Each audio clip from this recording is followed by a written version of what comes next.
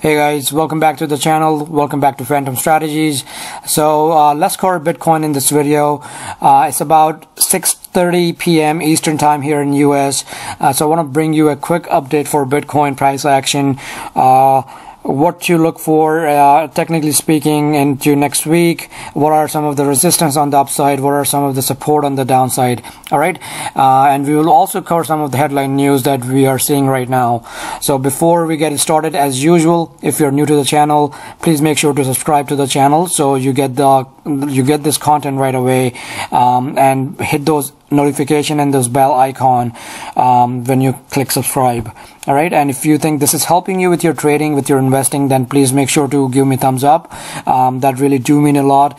Keeps me motivated in doing this content review for you every day. All right, so let's get it started right now. We are trading around 86.11 in Bitcoin right now. So if you look at this is a daily chart, by the way. This is BTC to USD pair, and this data is coming from the Coinbase exchange. And if you look at it right now, we are sitting right over the 11-day moving average. Now 11-day moving average is one of the moving averages that a lot of the swing traders, a lot of day trader, intraday trader uses to get in and out of the trade. So what they do is, if anything is going over 11-day moving average, they will try to put a buy position. If anything is underneath the 11-day moving average, they will try to get out of the market. That's for more active traders who you use 11-day moving average as one of the gauge. All right. So right now what is going on is, if you see the previous day action, we touched right around that 9,000 mark in Bitcoin, and which was acting the 20-day moving average. We retraced right back from the 20-day moving average yesterday. So that will act as a resistance going up. So we need to make sure we get over that fairly soon. All right.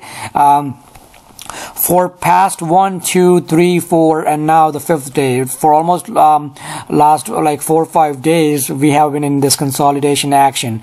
I expect this consolidation action to break out toward upside or downside fairly soon. All right, within 24 hours, I am expecting this to get out of it. Just because it's just coming to that that level that it will have a affirmative break soon. All right, the key level for the bulls they want to look at is excuse me, we need to stay over 8,300. And for in next 24 hours, we need to stay over 8,500. The reason I'm saying 8,500 is it's right over that 11-day moving average. That's why I'm saying in next 24 hours, if we can stay over 8,500, that would be a good scenario for bulls. All right. Let's look at the 4-hour chart. Okay, so 4 hours, there's a potential inverse head and shoulder pattern here that I'm spotting.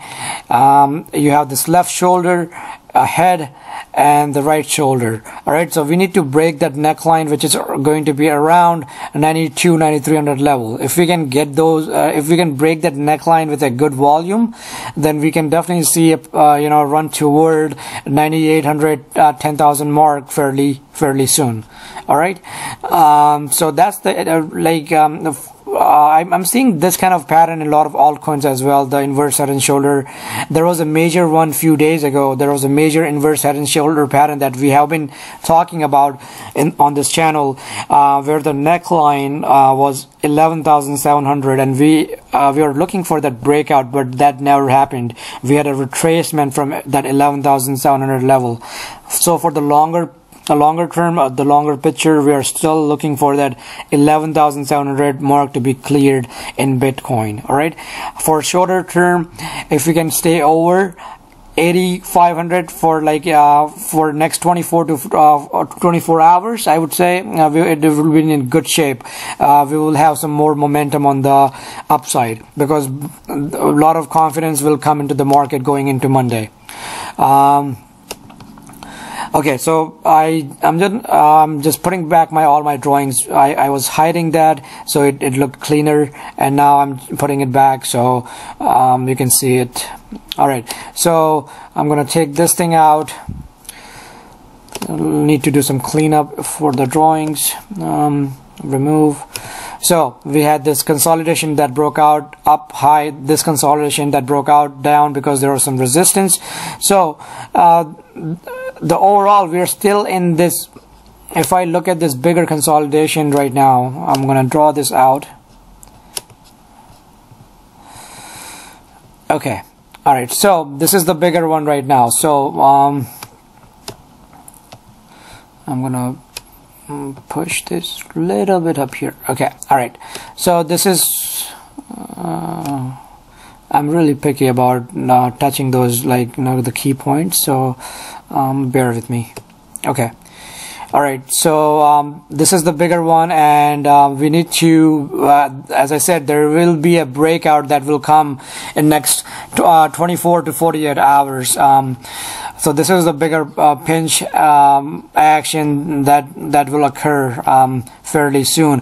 There is some resistance that I'm seeing on the 4-hour chart from the moving averages, from 100-day moving average, 11-day moving average, and what is the other one? The 20-day moving average. So let's see if we can clear through that today. Okay, volume is kind of declining in the consolidation as expected, but we need to see what kind of, if we have a nice break, what kind of volume that brings in. If we have a breakout toward the upside, then we need to see what kind of volume that is bringing into the market. That will be the key. And if we have the breakdown, same thing, we need to see what kind of the volume that market is bringing in. All right, so that being said, let's look at the headline news. So I'm looking at the coindesk.com. Crypto investment, investors should stay away from Venezuela, Petro. Yeah, I would stay away too. IRS remind U.S. taxpayer to report crypto earning. This is like it's such a gray area. Like, how do you, I mean, there is no way IRS can, I mean, there are certain things that I don't even want to mention here because there's such a gray area. There are certain things that they cannot even track. So, but I don't want to get into that right now on that topic. All right. U.S. government watchdog regulation are hobbling DLT innovations. So, I mean, there are some, like, 9 Malaysian bank team up. I don't see anything, honestly, like really red flag. Yahoo Japan to launch cryptocurrency exchange in 2018. Yeah, that's the new gold rush. Everybody wants to be in the exchange business right now because Coinbase, if you just take the scenario of Coinbase, they made billions of dollars in last few years that, like more mature firm can only imagine. Like, you can only imagine that kind of growth in their wildest dream, and that's what happened with Coinbase. So I'm quite sure that, like, there will be a lot of exchanges. The reason Goldman Sachs, they bought Poloniex, that's another reason, is so the exchange business is like really booming right now, and especially with like lack of security in the exchange business. So like there will be like there will be newer technology to have more security on the exchanges, because at the end of the day, that's their like bread and butter. If the exchanges cannot protect the investor assets or their coins, then they will go out of business fairly soon. Okay, as there's just too much competition for exchanges nowadays. It's not like last year or year before where you only had few exchanges for trading or like for investing.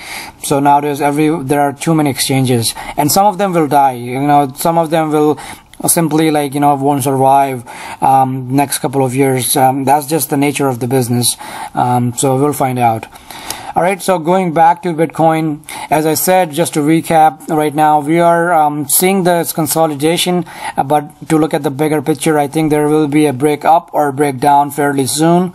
For the bulls scenario, I'm still in the favor of bulls right now. As long as we stay over 8,500, bulls have better odds to make that run toward 9,400 mark. All right, so we need to stay over for over 8,500 in near term for that to have that scenario. If we break that 8,500 and if we break that 8,300, then obviously the bears will try to push it a little bit lower, but let's see how far they can go, because I remain bullish right now until something that majorly change my outlook, or like the market that gives me any kind of signals.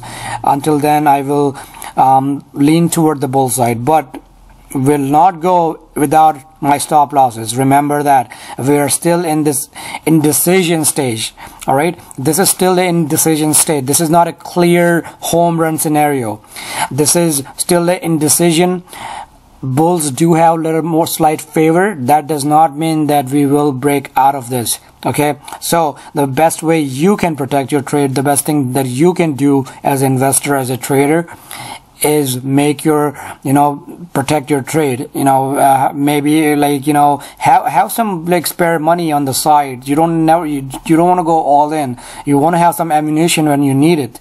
If you go all in, then you'll be out of, your bullets, and you'll be like, you'll be regretting it. You'll be like, oh my God, I should have, waited, and I should have bought it later. So always keep something, like rule of thumb, keep about 15% of your portfolio in cash, maybe 10 if there is like, if you're hitting the bottom, but anything lower than that, I personally won't feel comfortable with it.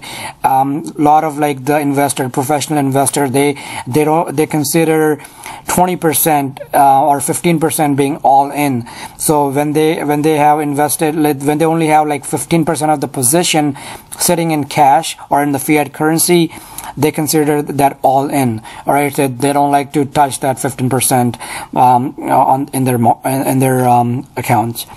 All right, so that's pretty much it, guys. Let me know if you have any questions. Post it in the comment. I'm pretty good about replying to those questions, and we'll go from there. And maybe later today or into the morning, I will do another altcoin video for you guys. All right, so talk to you soon. Bye.